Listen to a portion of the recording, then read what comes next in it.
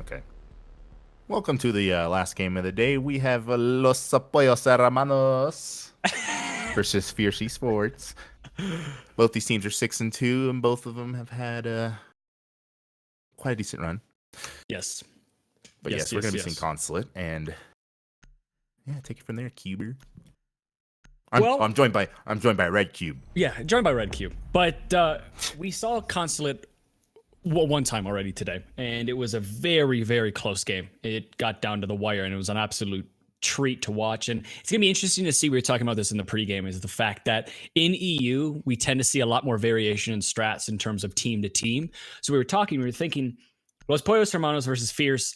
It's on Consulate, and it probably is shaping up to be kind of a similar game that we saw, but we could easily see completely different strats and something we've never seen before. And already the bans are completely different. So last time we had a Thermite ban, and I actually forget what the other band was. I'll have to look back at my notes. But the attacking bands, Blackbeard and Nomad, are off the board. Blackbeard's kind of an interesting band. Sometimes it's more of a comfort pick just to get rid of somebody who has a shield over their face and is just kind of very annoying to deal with. So a little bit interesting to see that. Nomad, no surprise there. Nomad just is one of those operators that if you ban them, you're probably going to playing a little bit more aggressive on the roam and things of that nature. So not really surprising bans, but they're just a little bit different. In terms of defense, though, there's no surprises there whatsoever. They are different from last game, but Maestro and Echo off of the board. I think last time it was Maestro and Valkyrie off the board.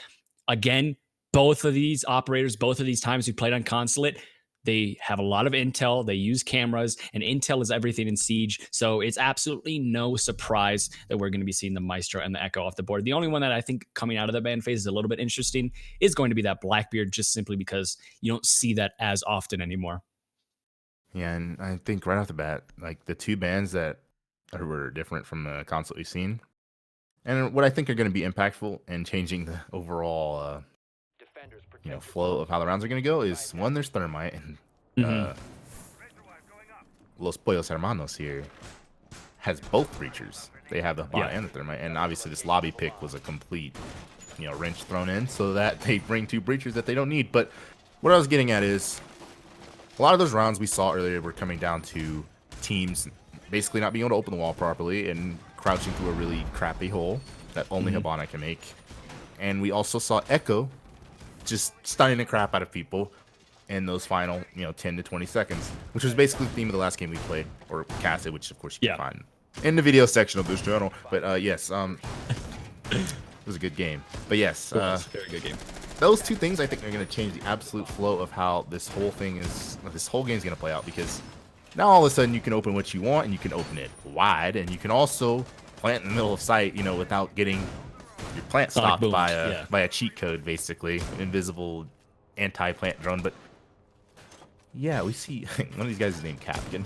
It's amazing. I don't know how he got that name. I was thinking about that in the lobby. I was like, that is like such a basic name. I'm so surprised that he was able to just get that very, very clean name. But we are going to be seeing actually a similar attacking take from last game. This time around, they do have a Capital on the board. So Capital was the last ban, but Capital is actually going to be rappelling in and swinging into admin office and just clearing this east side as quick as possible. And like you said, the fact that this site is now on lobby and not upstairs and not downstairs, I think has definitely thrown off the attack just a little bit and has slowed down the initial push so far, because a minute has gone by and I think they're still trying to drone things out and figure things out, because the operators they brought to attack lobby, well, the operators they brought aren't made to attack lobby, rather to attack maybe downstairs or upstairs. So it's just kind of interesting to see that the defense has definitely kind of thrown them off just a little bit. We're going to be seeing Ash is going to be pushing in with the G36C. So sometimes you see people opt for the R4C, but because you have the G36, you're able to use an ACOG. But the first kill isn't going to be going to the Ash. It's actually going to be going to Capcan on the Hibana. That is weird to say, but he's able to find one on the Mozzie. That's going to be a C4 off the board, as well as the fact any intel you gathered from potentially hacking drones. So this is a really nice kill there, as Smoke is actually playing fairly aggressively upstairs. This is an interesting spot for him.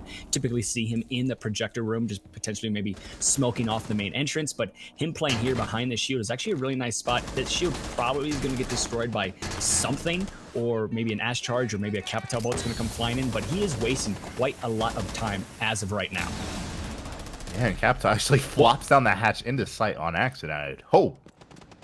And Capcan was on the Hibana was downed as the Ash vaults right over and pre-fires Kayak, who he knew was in the corner. He's pinned in the corner. It's smoke. All of a sudden, the attackers have full control of actually Projector and CEO, but they're going to drone out to be sure. I believe there's a player sitting on yellow stairs that hasn't been dealt with.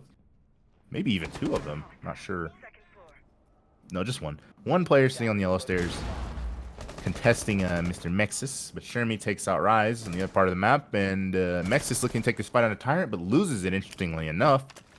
The Tyrant opts to go back downstairs, but, you know, I said these rounds would go differently, but right now we are seeing it come down to the final 20 seconds yet again.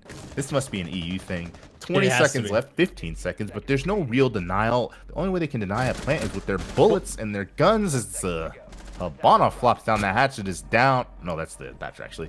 And all of a sudden, it's just Capkin. He's got to find two with no health and no time. Again, just the stalling and the lack of finish and polish at the end of rounds is costing. Yeah, that's the story for EU so far today. It has been the last 10 seconds, last 15 seconds, last 30 seconds is when the round is decided. Last game, there was only 2 rounds that ended before that 30-second mark. It results in really, really long games, but also very, very close games, because what we saw there from the side of the attack, which is Los Pollos Hermanos, is the fact that they had a really good roam clear, and they got basically everything they needed to make an effective push, but it was kind of little mistakes that shot themselves in the foot a little bit. We saw the Captao accidentally dropping down the hatch. We saw that they kind of ran out of areas where they could necessarily push, and they were like, well, we don't have much. We have up top control, but we don't have anything on site, so we're just gonna have to drop and try to go for a plant because we're running out of time. So again, time management, small mistakes is what results in the defense winning that round. And very, very similar to the game prior. Already, I'm kind of starting to think this might, again, like you said, be an EU thing, and we could easily see another back and forth, where it's not necessarily back and forth in terms of rounds, but the ending scoreline is very close, but a lot of the rounds are defense favored. A lot of rounds are basically the defense waiting to those last 30 seconds where then they use their utility, deny plant, or just get the kills. And I'm expecting that's probably going to continue, that trend we have seen all day so far. I'm not expecting it to stop right now just based off of that first round we saw. Yeah, you're going to see a Cade come out from Kayak. But again, since like the Thermite isn't banned and we're seeing... Yeah, that could open things up. Everything else, the Cade probably, I can't imagine, is going to do much. I imagine it's just going to be a Thatcher Thermite. One Thatcher, one Thermite. Get the wall and things will be pleasant. But they are clearing from admin. They have Blur here who's trying to stop that. But he likely going to fall off a little bit after seeing a couple drones. Windows getting shot out by attackers outside that front lobby entrance. And again, the roam clear coming from admin to clear top down. Pretty common stuff you see on Consulate. And there are 2 roamers, a mute Mozzie combination also being put to the use here by Fierce. Is going to make the drone paths a little awkward and a little rough to, work with. Especially since Tyrant already has a drone that he's rolling around with. I think I saw it on the spectator. Yeah, it's, they're gonna have to take some time clearing these 2 defenders, and I think it's gonna come down to whether these 2 are gonna play their lives or they're just gonna play time. I think right now this looks very much like a play their lives. They have a castle upstairs here on this long desk to help with protecting against these long ACOG angles that attackers can use. He's stuck in this cubby here, the Jaeger, but his teammate also has a cross in bathroom, and that's gonna be a hell of a cross to make considering the long desk is castled off. There's a player on CEO, and there's also, those floor holes that are looking into as Prox drops. I'm not sure what happened to Prox, actually. Tried to drop the bathroom hatch, but Shermie just flew in there as Thermite with both charges. Baits out a C4. And actually takes out the Cade as well. So Shermie is just the fragmite right at the moment. And he might get a 3rd. He's aware of the player dropping the piano, and he got 3. And now all of a sudden, this round is rapidly turned into a 4v1, a castle with 2 impacts, and a really trashy gun. And no, not really time on his side either. He's got a full minute to kill. Not looking like an ideal situation for him to have to face. And not even going to find one, even though he's pretty far in. That gun is so terrible. It is so bad. It is the worst. I'm glad that more people are starting to realize. Like, I hear it said more and more often, like it casts, like, that gun sucks. I've been saying that since 2017 when I was put on Castle. Comp. It is literally the most... It doesn't matter what your sense is. I think there's like 2 players, like historically, like Avian and probably like I can't even think of another person that was like actually good on Castle and was a threat. It's just the deck setup was good though. It just I don't have Shermie just walking through that second floor, walked in the lobby, killed the player in bathroom, killed the player in piano, just killed the player down the hatch in sight, trying to refrag his teammate. Just all Shermie so far. Oh, he should be taking off Thermite. For sure. For what I was literally just about to say. I have that in my notes. I said the Thermite decided not to play Thermite anymore. He said, you know what? I have 2 of my charges. I could open up Garage, but I also could just get 3 kills very, very quickly. I think I'm going to do that. And that's exactly what he did. He walks in the bathroom. He's able to find 1.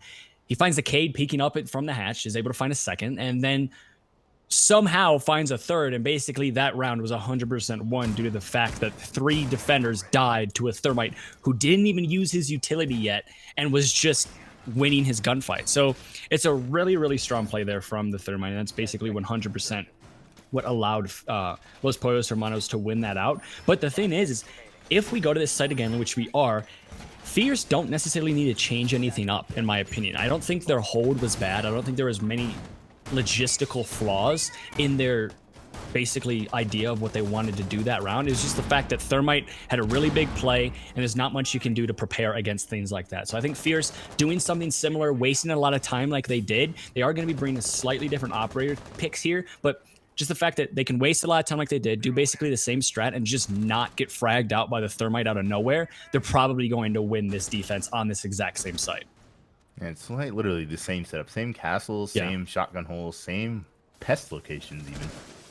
Which honestly, surprising, I wouldn't say weren't that effective. It seemed like they still were able, like that Thermite clearly droned that play. Knew he was able to just walk in, take out the player in the bathroom, take the player out down the hatch, took a fight on him, and then there was a drone and piano on the player who dropped. So it was just, as Mexis was already aggressively pushing on Spiral. But yeah, he's actually going to go for that castle Among Us immediately, which is going to put Blur in a panic, a Blur panicking effect. Like those Mr. Krabs memes. Mr. Krabs, I was thinking about that as well. And he's like, bro, my castle's gone. But yeah, he's playing safe on this hatch, but they're aware of his play to drop. I think that's how the Thermite got the kill on him initially. Like they knew that that's their way out, is this hatch and down yellow stairs. No one really stopped yellow stairs rotation as Jaeger does get away. But I believe that Mozzie is still playing near piano. I think he's still in the yellow stairs area. He's also going to go down. So they're not going to play their lives this time. They made all that setup. They wasted 1:30. Now the attackers are going to have to start working that floor, which surprisingly they don't have a lot of soft destruction. There's breaching charges, of course, but unless you put a Thermite charge on the floor, on the soft floor, and make a giant hole that way, as Prox playing with fire here, hiding under the toilet. Not the most sanitary position to be in, but another one of his teammates fall. It's Blur, and all of a sudden, despite the lack of soft destruction that honestly they would have needed to execute on the site, they can probably execute on the site with just man advantage. As he's, what an angle. He's playing on the top of the toilet here, but he's flashed. Likely going to be pushed. His teammate was killed elsewhere by Shermie, who's having quite a game himself, but the Mute's still alive in the bathroom. Takes out Flipsy, but is traded by Captain, who gets 2 to end the round, and Pollos Hermanos looking pretty crisp on attack, despite the setup. Yeah, and it seems like this, like you said, the setup for the defense is actually fairly good. Like there doesn't seem to be any glaring mistakes from the setup. It's just the fact that what we're seeing right now from Los Pollos Hermanos is they're winning their gunfights and they're getting kills very, very early on.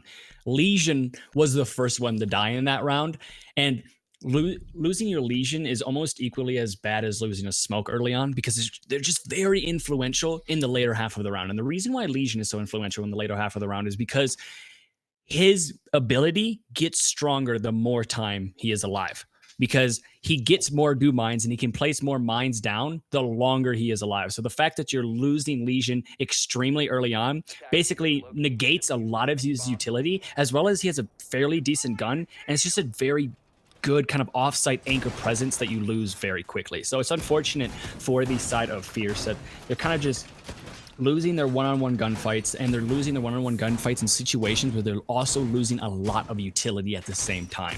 So that's kind of what has boosted Los Pollos Hermanos into these wins, because there hasn't been a plant as of yet. There hasn't been a really proper site execute, it really has just been find your frags and let's win this round. And that mindset and that playstyle is working for Los Pollos Hermanos for now, but I don't necessarily know how long that's going to work, because I'm expecting Fierce is probably going to adapt a couple things, maybe establish a little bit more crossfires, play a little bit safer, and as the game gets going, they might warm up just a bit more, and that kind of run and gun, just get your frags playstyle might not work as well for Los Pollos Hermanos. Yeah, it's definitely just a lot of like gunfights just being taken and won, and also people probably getting caught on rotations. Some stuff we're not catching on the camera, which obviously, I mean, it's just hard. It's hard to catch like all. It's Siege. It's our Siege's spectator system is garbage. Hermanos here, they're basically like playing like for the rotations. Like we're seeing like the thermite we saw, the frag might just waited for the player to drop the piano hatch, killed him, and it's likely more of the same that last round that we didn't catch. People just rotating into guns, and you gotta commend Los Pollos Hermanos here for, you know, just having great attacking positioning and understanding where they need to be to cut off rotations and how to influence rounds. But yeah, they're gonna be coming from this east side. Ash already pushing up to take out, I believe it is to be a Goyo. Well, that's just their regular shield, I believe. But yeah, he's taking out shields, clearing utility. No one in projector at the moment, I don't think, unless I'm blind. Fierce has completely conceded projector. They do have a C4 on the Mozzie, who's likely playing below, and Goyo, I'm not sure if Goyo has a C4. He does, so he's playing connector with C4 as well, and he's going to be able to C4 anyone that plants in projector. So they don't necessarily have to play projector given what they have. And I think Kayak here as well, playing close nearby. Also smoke, yeah, he can smoke the window thanks to a hole in the wall. Which is actually, like I said, this is intelligent defender positioning, as they're able to play safer without, you know, giving up lines in projector. They're able to do what they need to do. But Shermie's going to deny the C4 below. He's playing in the closet, and I don't think Prox has any idea about that, so he's gonna be meeting his end when he goes for that late C4 late in the round. Mexis looking like he's ready to go in through this window and plant the diffuser. He of course holds the diffusers. Ash, smoke's flying out and the execute is coming through, and again Shermie's covering from below, so unless the C4 comes from the Goyo and connector, likely gonna be a plant going down for Los Hermanos. But a Goyo shield C4 combination absolutely annihilates two players, but Shermie takes out Blur below. But that wasn't Prox. Prox is actually playing near Spiral. So defenders, I would say, have a pretty good grasp on the situation at the moment. They've got crossfires from everywhere. And yeah, the Zofia is not even aware of Prox. And that attack fell apart almost as quickly as it was birthed into existence. Yeah, it comes off the back of just a really strong Goyo play. I didn't actually know ridiculous. that. Yeah, the shield plus the C4. That just kind of shows how powerful Goyo is, especially on the map of Consulate. There's situations you can do that even on the basement defense. You can put 3 shields like near the door of the basement. You have 1 C4 and all 3 of them are going to explode. It's impossible to plant. So if it's going down to the last 30 seconds, someone tries to plant, you just burst open a Goyo shield. It's very, very hard, and that's exactly what we saw, but just a little bit of a different site. We saw it upstairs. We saw Goyo shield was placed down, C4 was tossed, and you get a double kill with the C4, as well as the fact nobody can get an immediate refrag because the entire floor is on fire. It's kind of like when people were kids and the floor is lava kind of thing. That was 100% what is happening. You cannot walk into the room. You cannot recover the diffuser. You're going to waste a lot of time. It was a really solid play there from Goyo, and that's 100% why we saw the side of Fierce who were able to bring one back and answer for the 2 unanswered rounds prior. And I said this last game, but for every answer there is a rebuttal, and I'm expecting this game to kind of have a lot of rebuttals back and forth, because it's shaping up to be a little bit more back and forth, but still a close game than what we saw between Crow and I'm just blanking on the other team's name. But in that Crow game, it was kind of completely one-sided on defense. For when the round switch and side switch, then it started getting really, really close because the other team was on defense. Whereas I think here, it's still going to be a very, very close game. The only difference being instead of it defense, defense, defense, it's probably going to be defense, attack, defense, attack, defense, attack. A little bit more of a typical pattern you would expect on the map of Consulate. And we are going to be going now to this lobby press room site. This is the second time we're actually seeing this. We saw this the first time around, and it really threw off the attacking team the first time around. And I think now they're just a little bit more prepared, as they all have this time only brought 1 hard breacher instead of bringing 2. But I mean, you could say because they brought the 1 hard breacher the first time around and he was able to find 3 kills, it was helpful. But we're just going to have to wait and see here. Yeah, already we see them repelling all over those west windows. Kayak eats a breach charge to the face, but is somehow still alive. I think that was his castle that got destroyed, and it cost him most of his health. As it's Shermie there, we're repelling on the window, and instantly, within the first minute, we have Mozzie flying out a window, getting a repel kill, or kill on a repelling player, and someone else dying elsewhere. I'm not sure, actually. This Ash is just dead. Oh, she swung in, so she's just already in, and already going for it. Shermie's trying to find the kill on the smoke, who was already lit up earlier from the breach charge. I think he's decided to concede. No, he's just playing close on the Visa stairs, which is smart. He's not exposing himself anymore, given his low health. But yeah, they're coming from all kinds of directions. They're on the projected balcony, they're on the CEO repel. But the defenders are also playing in corners where they're not really exposed to it. Kayak's not really exposed, and Tyrant hiding near those yellow stairs has basically created like almost a kill trap. I think that's how the Ash ended up dying. She ran it, she repelled in, and someone's just sitting on yellow stairs. He's trapped in the corner, and it's just a kill box. Like if you repel in a CEO right now, you die, and if you come in projector, you're close to close like shotgun range against the smoke. And Yeah. oh, just the timing that he's able to get away. I doubt that Zofia is gonna run in and look down the hatch. So I doubt it, but she might. I think she's in now. No, she did not go in. So a little bit of a missed opportunity. I think Kayak's gonna be picked up now. Smoke's flying in on the floor holes, and Blur takes out Shermie. So the attack somewhat falling apart. The hit point advantage is slightly in favor of the defenders. That 1 health smoke, I think he's used all his smokes.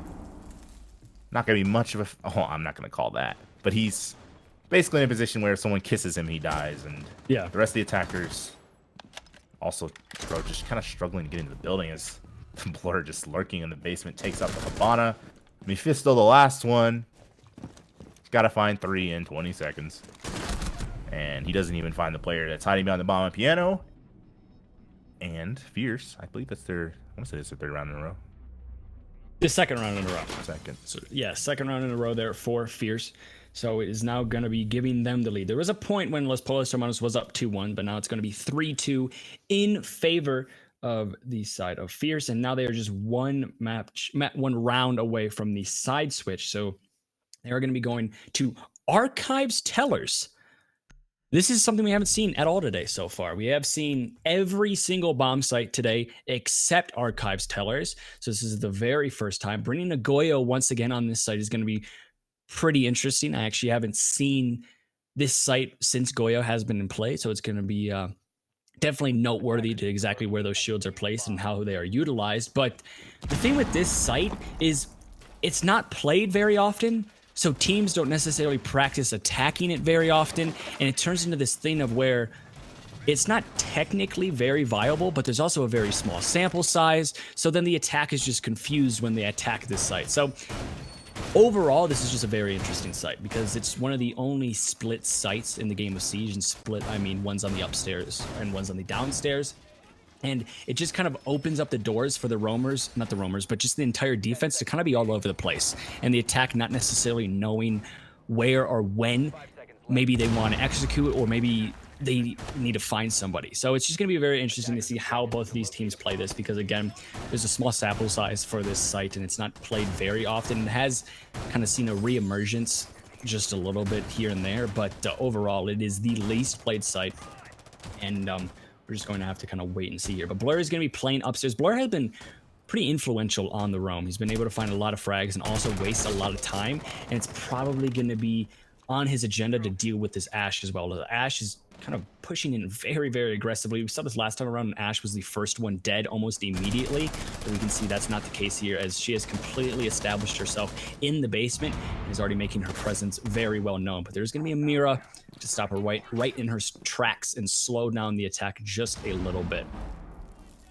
Yeah, she's moving in there rather quickly. Almost all the attackers now have moved in very quickly, avoiding the 3rd, 2nd floor setups from Fierce. They're basically strictly taking the 1st floor, but again, they're running into a wall that's this mirror, and I imagine there are Goyo shields as well on that 1st floor site, or the basement site rather, as Blur takes out one on the roam. Again. Ashe, she somehow went from the kitchen all the way up yellow stairs and got shot in the back, so that's an interesting path she took. But yeah, it's going to cost her life and grant Blur another kill. So they're just going to have to deal with this mirror. I imagine the Capital is going to fly flame the Mira so that it's pushable, but I don't think he knows that he's under the Harry Potter staircase. But the Mira loses that with 1 health, and the Capitao is inches from burning himself. But ultimately, the Mira has been iced, and there's just one more player in this bottom site they have to deal with. If they're able to take out the Goyo of Prox, they actually have a lot of control, even given their man and hit point, count at the moment.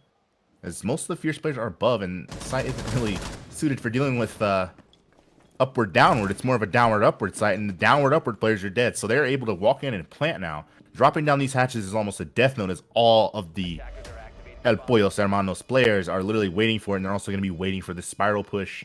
It's not looking good for the defenders, as they're pushing into ACOGs and all that cover in that archive site. It's not a good looking, especially given there are literally 0 cameras on it, and yeah, that's just a double kill from Mephisto. The end. Los Pollos Hermanos brings it to a 3-3 tie. A 3-3 split in Consulate is definitely favored for the team that started on attack. Typically, you're going to see a 4-2 split going into the half, but we are going to be going into the half, and it's going to be the side switch here. So Los Pollos Hermanos is now going to be on defense, and Fierce is going to be on attack. And what happened that last round is you're looking at a situation where basically the attacking team completely ignored the second and third floor and just pushed sight on that basement floor.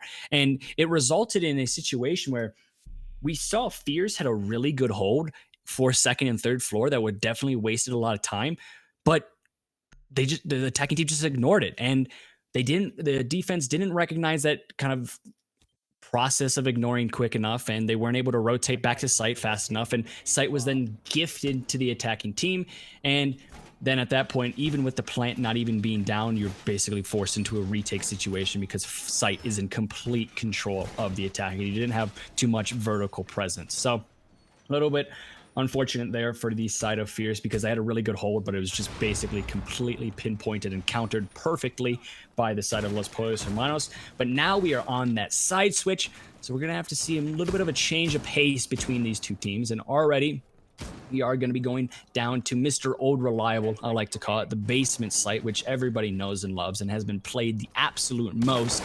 And no Goyo is going to be being played here. So we saw Goyo was definitely one of the favored picks for the side of Fierce when they are on defense, but Goyo is not going to be being brought here by Los Pollos Hermanos. Instead, they're going to be going with a more typical operator lineup. And talking about atypical, we're going to be seeing Buck, somebody who is very influential when attacking this site, is already dead, as Mephisto upstairs is able to find that pick, not only negating any soft destruction, but also getting rid of 2 grenades. That is a huge kill early on in the round. Yeah, taking out the Buck on this site is huge, especially given the fact that they don't have a Thatcher. And unless the Twitch drone worms its way through that drone hole or down the yellow stairs, it's going to actually be almost impossible to find that Cade. Even though they're in on the second floor, they're going to have to, I don't know, put on the glasses, put on the contacts, and try to find the Cades, which has an extended range, which means you can put it in places where you may not even be able to shoot it from above. I'm pretty sure there's a spot like on the garage where you can put it where you can't even shoot it like from above. You have to like come down the stairs or have a Thatcher, which they don't. So he's going to get that Cade off, and he should be able to trick this Thermite if he didn't mistime it. And he mistimed it. Well, that is unfortunate. Well, the thing is, he doesn't know that there's no Thatcher, likely. That's very true. So he just thought it was going to be Thatcher. He's going to have to trick it, and unfortunately, Fierce is able to get away with that. But it's still a 3v4. They've got time to try to find some picks and work these defenders, but not ideal when, you've got a Captain playing a Jaeger lurking around on your flank. You're unaware of it. And the Mephisto picks up, I believe, his second of the round, and it's all up to Rise now, who I believe is on a donut. He needs this round just to get his CGG in order, I would say, because that's the best thing that can come from the attack right now. Rise, get a kill and get some confidence. He's wearing Ember Eyes too. Whatever skin that is, pizza skin. This is a shot from the first defender coming around the corner. They know where he is. I believe they know he has a donut as well, and no, he no longer has a donut. Got his first one. He's got to find 3 more. 50 seconds left. And there's a lot of time. They're not going to give him. He's dead. Never mind. He has a lot of time, but he doesn't have his head. So there it is. And it kind of, I think, falls back on the fact that you lost that buck super early on. Yes, they did get away with the fact that they opened up that wall, even though they 100% shouldn't have been able to open up that wall because they didn't have a buck. They didn't have a Thatcher. They just didn't really have the necessary utility to even open up that wall. But they got away with it, which was a major positive and actually kind of a major negative for the defense. But it really didn't surmount to anything, as it was just the defense was able to find 1, 2, 3, 4, making it a 4v1. And it was just, again, Los Pollos Hermanos this entire game has been playing this kind of play style where they just keep winning their gunfights. And it's a little unfortunate for Fierce because no matter what they do in certain rounds, it seems like the gunfight side of things and the mechanical side of things is always going in favor of Los Pollos Hermanos.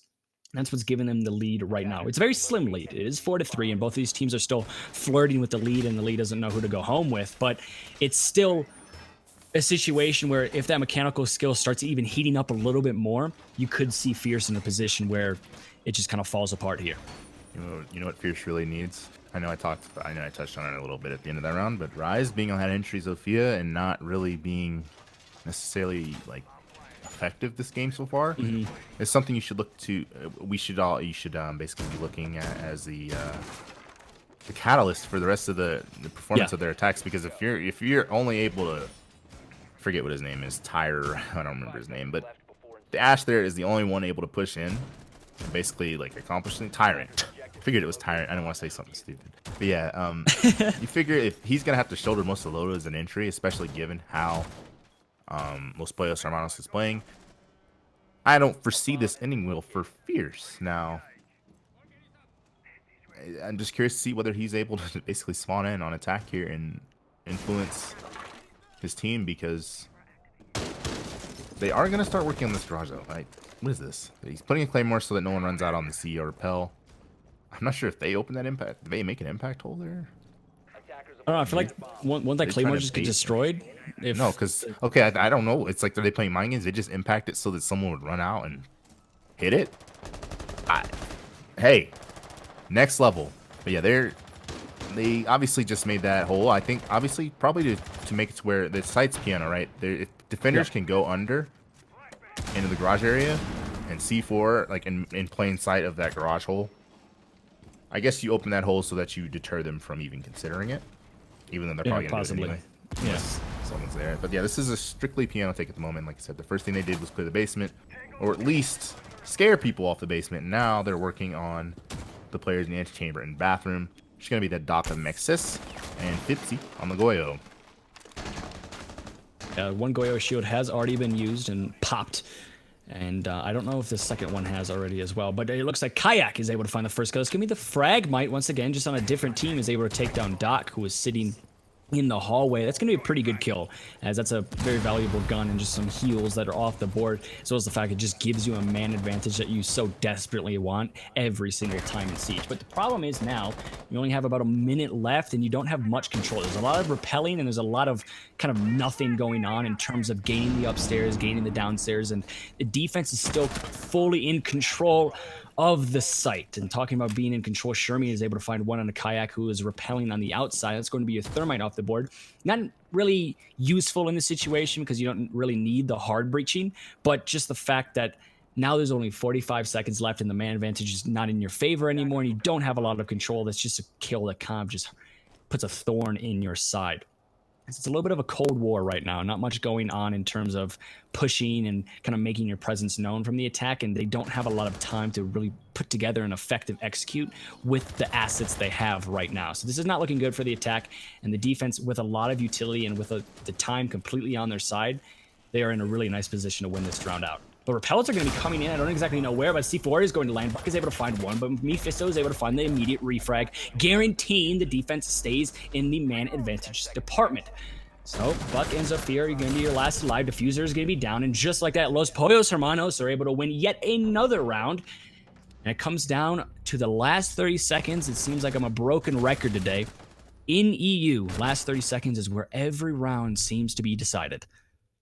Yeah, I think ultimately, like, their biggest issue was, I think one was sitting, I hate to pick out Rise again, but Zofia was sitting on the CEO repel, obviously watching for someone to look down, like CEO floor holes or anything. But the bigger concern was the yellow stairs area that I don't think a single attacker actually entered. and was even aware of, because from there they Valkyrie was could still up have. there too. That's an entry point like into the site. You saw Shermie was able to walk up and kill the thermite. I don't think he makes that play if there's pressure from yellow stairs from the attackers, and clearly they were interested in that side of the map as they, they made that weird impact on garage, and then either that or the defenders made it. Someone made that impact and they claymored it. They were obviously concerned about that area. At that point, I don't know why, if your attack is on piano, the missing step there was simply pushing up, the yellow stairs and being into the site. They had having site control. You had the player on CEO to make sure it shouldn't have been the Zofia Rise. It should have been someone else. You put that player on CEO. You put one on yellow stairs. You have your piano repel player with the diffuser, and then you take control of piano that way. It seemed like I said, the yellow stairs part was missing, and it prevented them being entry. It allowed the defenders to just be lurking around bathroom, lurking around, walking up in the thermite with the diffuser on repel. Because he's not concerned about his back. He's not concerned about being shot in the back or anything. He's just able to walk around piano and chip and duck the repelling players. So it's turning. It's just the lack of, like I said, just action from the entry players in Fierce that's leading to stalling and ultimately a 2-round deficit, as they are going to be able to go back to the top 4 site. That is Los Pollos Hermanos, that is. And they have 3 players in this split admin copy area. They know exactly where Fierce is coming from. And given, again, that Fierce is kind of stalled out on the entries, Rise on the hollow fighting an ACOG angle against that Doc. And a trade comes out between, I believe that is Prox. Jaeger and Buck are just shooting each other.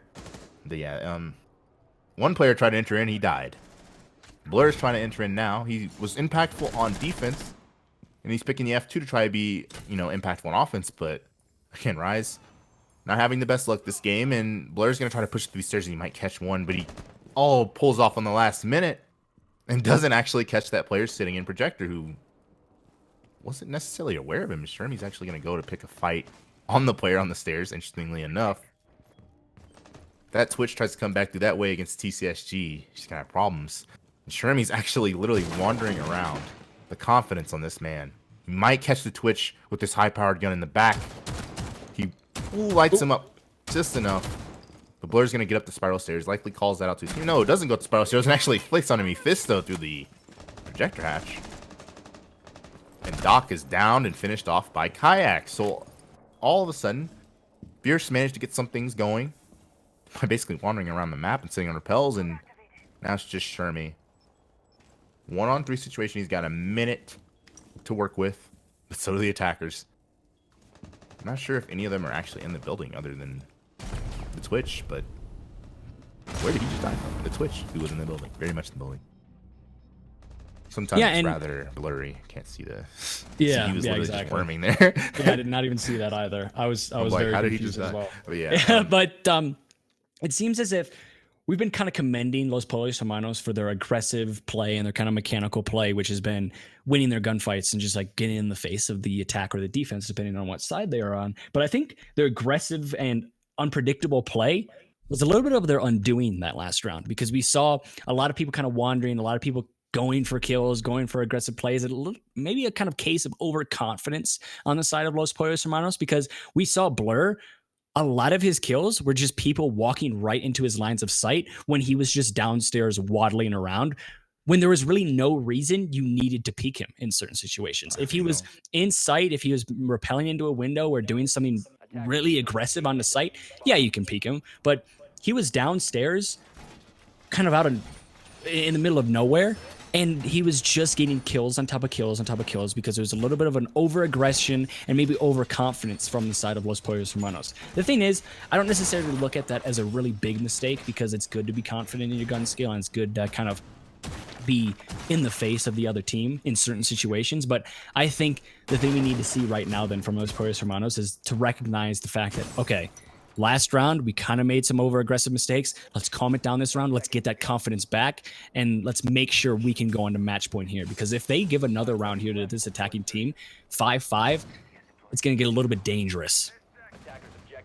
Yeah, they're going to have to, work that magic again if they want to win this attack. But yeah, I think it was mostly just, like I said, the Twitch kind of just wandering around. Wandering around, yeah.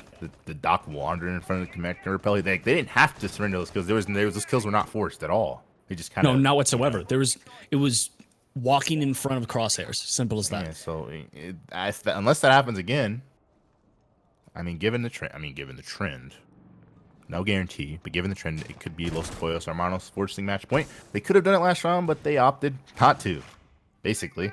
So, but they're still playing very much aggressive. The Cade lurking in the bottom spiral hallway, looking for someone to take out and looking for a fight, as there's a player outside main door looking to push in and take out. This is like a... They're all over the place. There's players in bottom spiral. There's a player hiding in break room here who's not being, found. This game froze for a second. But yeah, it's just like there's a lot of roamers just kind of lurking around everywhere, and Blur is literally in the same within a fart sniffing range of this Mozzie, and I don't think they know about each other. Yeah. So that's gonna be interesting. And then you've got players lurking around their spiral. Shermie gave up on it, so, and also no one really holding in bathroom either. But that interaction between the Buck and the Mozzie is gonna be huge, because he is literally, I don't even think he knows Blur swung in. Because that's not something you do. I don't think, yeah. He has no clue. Yeah, he has no clue that they're near each other. And he's going to get, the noise of getting off cams. Is Blur here? No, not even. So he might be able to get the drop on Blur if he just decides to speak the corner. He doesn't know that Blur doesn't know. But Blur, I think, heard something. So now he's like a dog when something makes noise. Wait a second. Someone's over there. And he's like, Blur smells something. He smells Mephisto. He smells blood in the water. Yeah, and that's gonna be interesting. Whoever gets that kill, eventually. What are these two doing? They're both just kind of sitting and watching Phantom Illusions. Blur's watching a Visa flank when he's already on your flank. He's literally behind you, but Mephisto doesn't know that. Bomb located by attackers.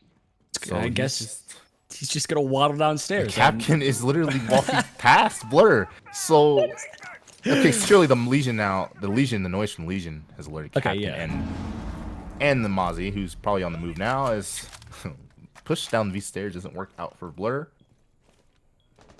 He's dead now. So yeah, he was in a situation to find 2 kills. Oh, and just like that. But yeah, the Mozzie's the one who takes the damage, but Captain ultimately gets the kill. It's just Kayak and Rise with, again, there we say it again, 15 seconds left. Kayak's got to reload, caught mid-reload, and Rise gets a kill for the CGG, but unfortunately, it's not going to be able to clutch this one out. And Pollos Hermanos is going to go on to match point 6-4. And holy crap, that interaction between the two. That was a very interesting round. It was almost like every defender and every attacker was left on Isolation Island, and it was just a game of, all right, who finds who first? Who's gonna peek this? Yeah, who hears who first, and who's gonna get the intel that they need in order to make an effective kind of push or an effective get a kill maybe, and things like that. But nonetheless, we are pushed on to match point for the defending side here of Los Pollos Hermanos, and it seems as if Fierce, they are right in this game, but you know what they say, men don't stumble over mountains, they stumble over molehills. And I think there's just been a lot of molehills for this side of Fierce because there's just these little mistakes that seem to be happening. Missing some shots, missing their gunfights, not being in the correct position by maybe just 5 seconds in time. And as well as the fact that, again, I don't want to point out any certain players, but the entry capability from the side of Fierce has definitely been lacking just a little bit. Go ahead. Say, for that Mozzie to be sitting there like that and for Blur to have entered the way he did is also not just on the entry players, but it's also like you have to point to the droning a little bit. That scenario should never happen. The intel on the side of Fierce is lacking incredibly, and I say this all the time. Intel is everything in Siege. That's why you see the most overpowered, quote-unquote overpowered operators are normally ones that involve a lot of intel. Lion, for example, when he had basically wall hacks, was the most powerful because it's all intel. Echo is an extremely powerful person because he has a camera that can literally deny plant. Intel is everything in Siege, and when you're not using your drones effectively and you're not entering properly, that is a problem. But we are going to see a somewhat proper entry, but it actually is from the Thermite, as the Thermite is able to find the first kill. That's going to be onto the Valkyrie. I think, was the Valkyrie trying to throw at a cam and got shot? by the I don't know, but thermite. all I saw were Potentially. like dots being typed, so Yeah, can't imagine it was it was definitely a questionable play, I think, on both ends, and it was just a nice shot coming out there from the thermite. But that's gonna be a Valkyrie off the board. That's gonna be a C4 off the board. The cams, I don't necessarily know if all of them were dropped, but you could potentially be losing maybe 1 or even 2 cams there with Valkyrie dying so early. But that could be just what the doctor ordered for the side of the attack here, just having that man advantage early. Let's see what the side of Fierce can do with it as they lose it, just as I say that. And now it's 4-4. It's the buck 2 on that. Well, it's not necessarily important, but Twitch takes out another. It's Capkin.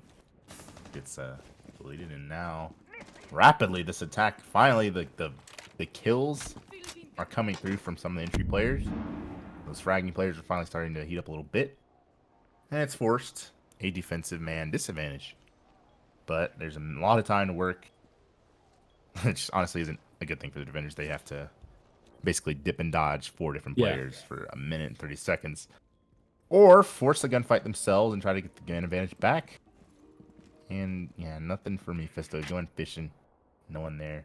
2 players on Spiral. Imagine if he was able to get a drop on them when, oh my good lord. That just keeps happening. People, they're just walking in front of each other and they don't. Wow. That's just interesting, I guess. As he does it again, I'm pretty sure. Yeah. And yep. Oh, Tyrant knows now. He has smelled the Mozzie. He has smelled the Australian man, and is just going to be ignoring it. Instead, it's going to be going upstairs, sitting on the service stairs. 50 seconds now, 55 seconds now, but it is going to be a 1v3 situation. Doc is the last alive. He has a very good gun, and he also can stim himself up 3 times, but he could potentially have to go for a retake. But that's going to be Diffuser. He can just play time now if he defends that Diffuser properly. Twitch with the F2 is still on the board, so that's always a problem. But now, because the diffuser has been put down, it puts Doc in a really nice situation that wasted a lot of time. The diffuser has been picked up, though. So IQ is going to be going for the plant. It looks like that plant is going to be coming down unless Doc could find another one. He doesn't. He's able to find a kill, so it's making it a 1v1. This is definitely winnable for the Doc. He's going to be peeking around into the lawn desk area. Just has to find the Twitch and try to win that gunfight out. Once again, though, it is going to be the F2. It's going to be very hard, and just like that, the F2 wins that round out. And Fierce bring it back, winning round number 11. And they are now in striking distance to potentially send this into an overtime situation and prevent match point for as long as possible. What a game of inches would you say it is? Narrowly missing the shot onto the Twitch, but an impressive reel back altogether, but just not able to finish it there for the Doc. But wow. Honestly, I'm not sure how that ended up being so close there at the end, but yeah. Just nice. I guess just nice shots from the Doc. I mean, nothing else to it. It was a really good entry by the side of, I was talking about that in the early going of that round. I said Fierce needed a really big entry here. They got a big entry. They got that thermite first initial kill. Then they brought the game into a 2v4 situation. That, I think, was kind of what spurred the effect of Fierce winning that round. The fact that it got brought down to a 1v1, though, is a little bit scary, and definitely they're kind of post-plant or post-man advantage situations need to be worked on a little bit if I'm on the side of Fierce, because you never want a 2v4 to get that close. But they did win the round, and a win is a win, and every team is undefeated if they have more points than the other team. And just like that, Fierce was able to have more bodies than the other team, and they were able to win that round out. It is now 6-5, though, which is kind of, in my opinion, the worst scoreline, because you're so close. When you're on the side of Fierce, you're so close to forcing into an overtime, but literally one mistake and the game's over. So this is obviously the most important round right now for the side of Fierce, because they need to win it in order to keep this game going. So we're just going to have to wait and see. We are going to be going back upstairs on this site, and what I think lost Los Pollos Hermanos the first time around was the fact that they lost the man advantage extremely early on. And I want to see what they do. Maybe they turtle up just a little bit more. Maybe they play a little bit more passively, or complete opposite, go really aggressive and try to get the man advantage for themselves. It's going to be interesting to see what they do here. It looks to be a little bit more of a presence on that yellow stairs side, which is really good, because it looks like the push is also coming more to the west side instead of that typical admin take that we've been seeing all day. As you see Blur and the Twitch just lurking around again on that second floor, looking for a pick, but Shermie hot on his tail. Potentially gives away his position shooting the drone. Yeah, he notices the front door is open and there is a wild Blur somewhere, and he's got no way of taking that fight favorably.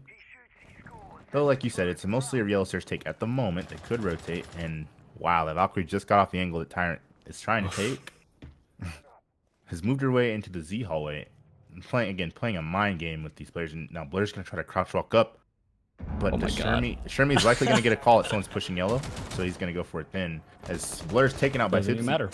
on the Yellow Stairs. So, and that's from CEO, actually. So, and Shermie also trying to get a kill onto that bathroom player. But he's got to worry about this player pushing it from lobby who's not aware of him. Just lurking in there. And now he's also going to look for more as he's going to try to take out Kayak on that bathroom repel. 3-on-3 with 1:30. No real control established by attackers. All three of them just repelling. And there's still 2 C4 defenders. And likely cams in the site as well.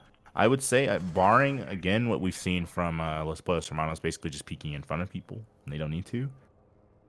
I would say, as long as there's a cam in that B site, or even Mephisto playing that power position connector, the attackers are going to have to make something happen here. Because otherwise, it's looking like the defenders have the positioning advantage in almost every way, in addition to the utility advantage with those C4s. But Kayak here from the battlefield again. He's got to force something because the defenders aren't peeking. They're all just sitting in their spots. I don't think anyone would or should flank up Yellow Stairs, considering the C4s. Rise. The plant's going down, but Rise loses that fight to Shermie with the hollow. But the player on bathroom repel's still there, but he's not really covering his teammate, even though the plant is still able to go down, and he's also able to post-plant it from the repels. 2 attackers on repels now in a post-plant situation.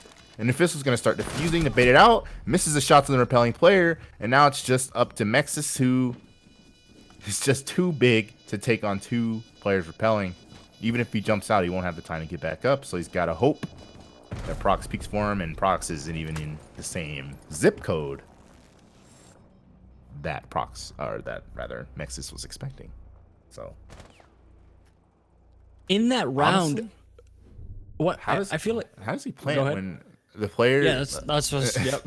It's basically a 2-on-1 on a planter, and neither of them was able to cross the bathroom player. So either he's an absolute sniper on that repel, and they're petrified of it, or they just got away with murder.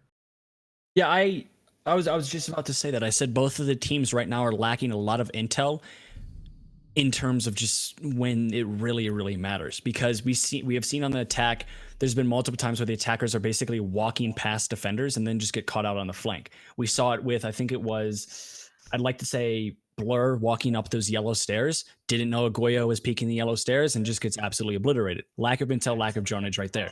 Then there was a lack of intel on the B site, and the plant just comes down in a situation where you're really not expecting a plant to come down. A lot of the defenders are still up. There's still a lot of site control. There's intel available for you to capitalize on that planter, but nobody did. So it's just lack of intel and lack of, I wouldn't necessarily say lack of intel, because both these teams have enough cameras, have enough drones to make something happen. I think it's just lack of using the intel in a very effective manner, because we've seen a lot of these rounds have turned into situations where it's just due to the fact that they simply do not know, results in a lot of kills, a lot of deaths, and potentially plants coming down or plants getting defused. Just a lot of awkward moments. Yes, a lot of odd moments, exactly.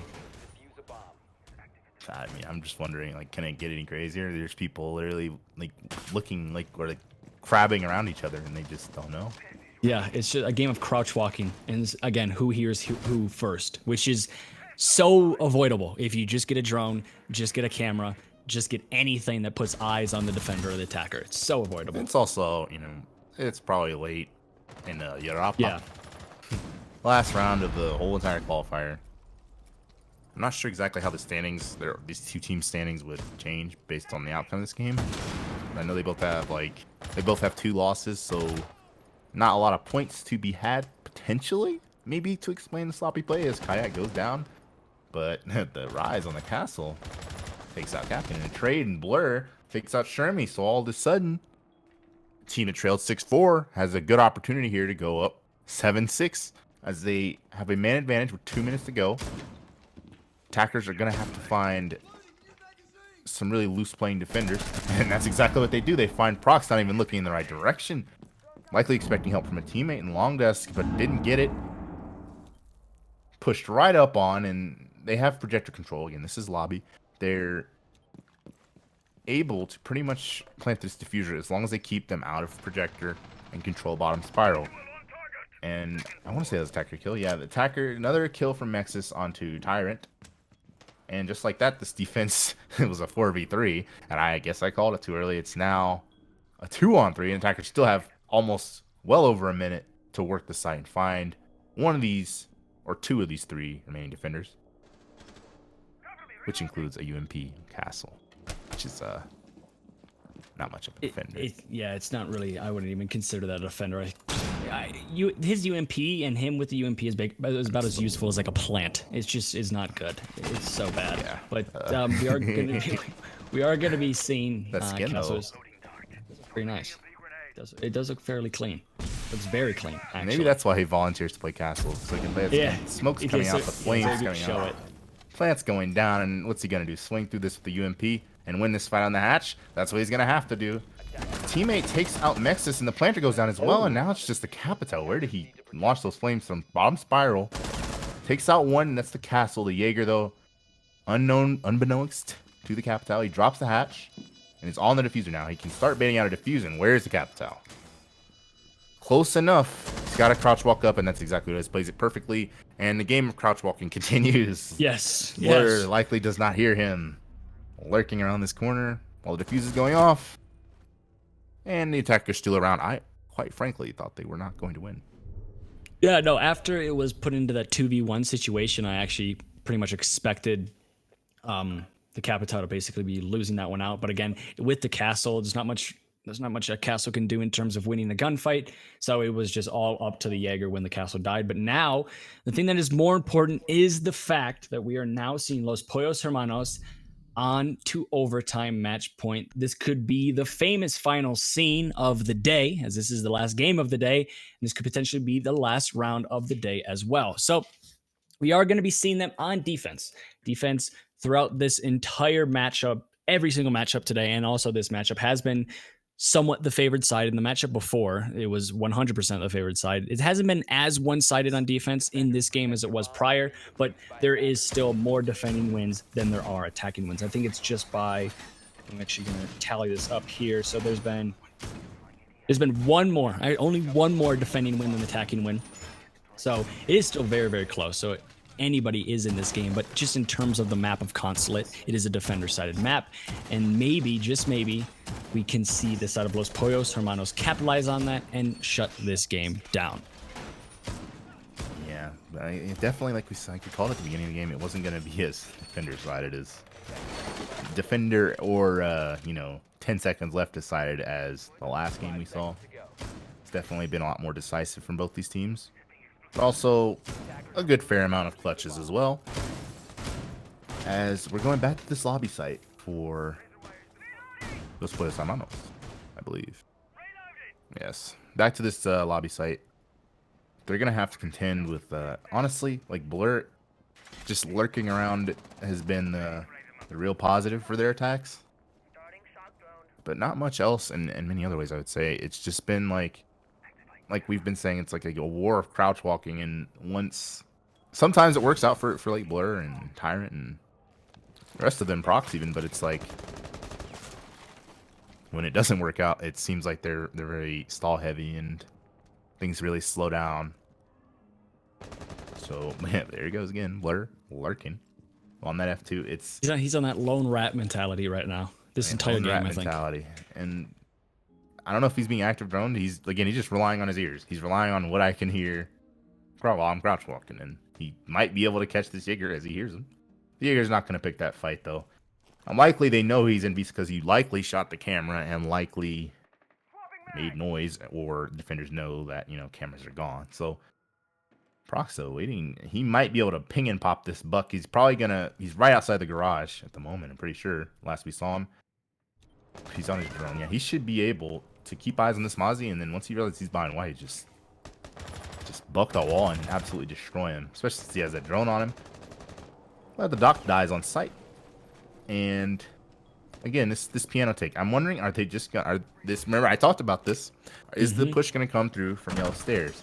I mean, they got to deal with the Shermie here, who again has holes, has the C4, in addition to probably a player that's likely ratting it out on sight in a corner. That would be easy to deal with if they push from yellow stairs. But at the moment, the attack, again, kind of slowing down. Not really decisive on what they need to do. And Mephisto is literally hiding in piano under the desk, and he still has been dealt with despite all those repelling players. So, again, it's like, are they going to make something happen here, or are they going to sit outside on the repels? Because right now, Mephisto could absolutely, in addition to Shermie, if he's not dealt with, could absolutely dismantle this attack as they're looking to be swinging in at the moment. Pre-play C4, but Mephisto actually misses the shots, even though he had no idea he was there. The Mozzie being pushed from below, not going to be able to go for a C4, and Flipsy's been downed. So it's suddenly a 2-on-5, 1-on-5, as we're going to go all the way, I think. Yeah, unless Capcan can pull off an absolutely incredible 1v5 ace. It looks like this is going to be going into overtime, match point 7-7. The round's not over yet. And now it is. Never mind. And just like that, we are going to be going on winner takes all situation here. And it's very interesting because I feel like both of these teams are married to the idea of taking their time in certain situations. And in that last round, I really felt as if Fierce Esports was doing too much of nothing. I feel like they were taking their time a little bit too long. They had the Mozzie downstairs.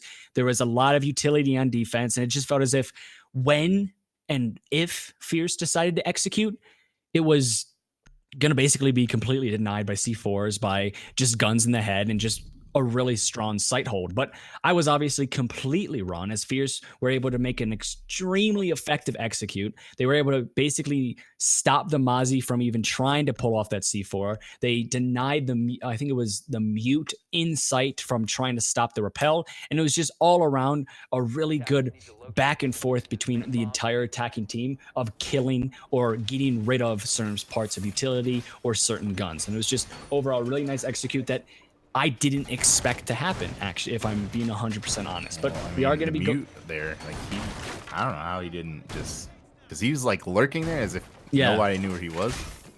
But he's just sitting there under people repelling. Usually, like, the guy gets deleted instantly, right? Like, but he's just sitting there. And when he finally stood up, he lost the fight, and then apparently the round, because at that point everyone just started dying. And it could have been. Yeah, it easily was maybe just a mix of a little bit of luck and a lot of skill from Fierce, and it was just too much to handle from the side of Los Pollos Hermanos. But Los Pollos Hermanos now being on attack, and they're going to have to attack the upstairs site, which throughout the entire day today has been extremely defender-sided. It's a very tall task for Los Pollos Hermanos, but if there is a team to do it, it is definitely them, because they have pulled off some very impressive attacks, but that is not a good start, as they're going to be losing their Zofia extremely early on. That's a lot of utility, no stuns, no impacts, and also now a 4v5 in a round that is extremely important. Especially when you're dealing with that Goyo not even being able to get a single lifeline shot off. Is going to be a huge problem. I think one of these rounds we saw a team get double C4'd by a Goyo and Projector. Much more likely to come down to some Goyos, as I believe there's a Goyo again. I think it's almost the exact same setup. Yeah, it could be problematic late round. Very problematic. But they do still have an Ashe, so Ashe could get rid of one, potentially two, if she wants to use both of the charges on the Goyo shields. But again, just losing that Zofia super early on has not only lost a lot of utility, but you can see the attack is stalling out just a little bit. They kind of are taken back by the fact that the Zofia is down, and they're slowing things down quite a bit, as well as the fact there's a lot of defenders kind of just roaming around, again, on that kind of lone rat mentality where they're all over the place. They have a pulse downstairs who is most likely just going to be spitting intel and information to his team that is upstairs. He's obviously not getting anything right now, but late in the round, if that pulse doesn't get cleared out, he could be extremely influential with how this round decides to go. Yeah, I mean, and right now he has the absolute advantage, and as the Goyo exploded. Yes. He has the advantage of knowing, having the drop on the Ashe, as he's actually not gonna. He has no C4, so he's just gonna rotate up. I'm not sure what he uses C4 on.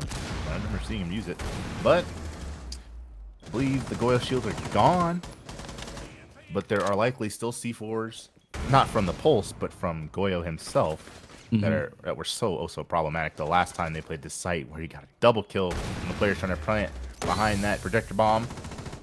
Smoke's coming out, likely going to delay and execute even further as another player is taken out. It's Blur, who's had quite the game, taking out Capkin, and all of a sudden, it's falling off. The wheels are falling off the wagon.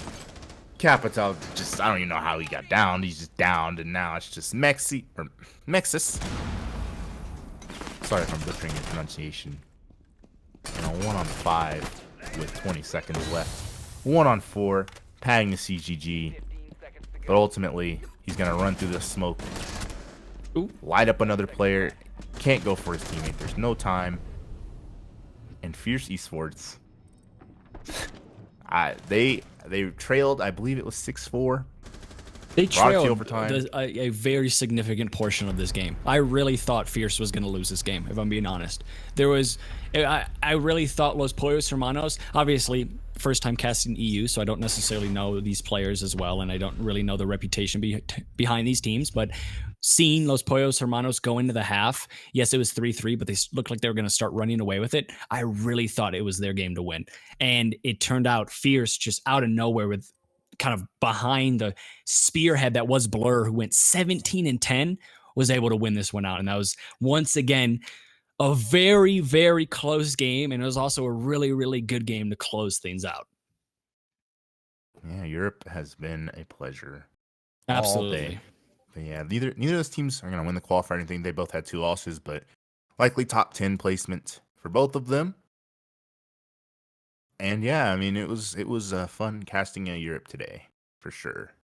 Yes. If anybody doesn't know this was our first time ever casting Europe. So again, we apologize for maybe mispronouncing names or not knowing a lot of the teams and things of that nature. But we hope to return in the near future. And just like that, we are going to actually have to be closing things down here. Thanks so much, everybody, for watching. My name is Redcube, but because this is Cookie's stream, I want him to give the final hurrah and the final goodbye. Yeah, goodbye, guys. It was fun. I was going to say something funny or good.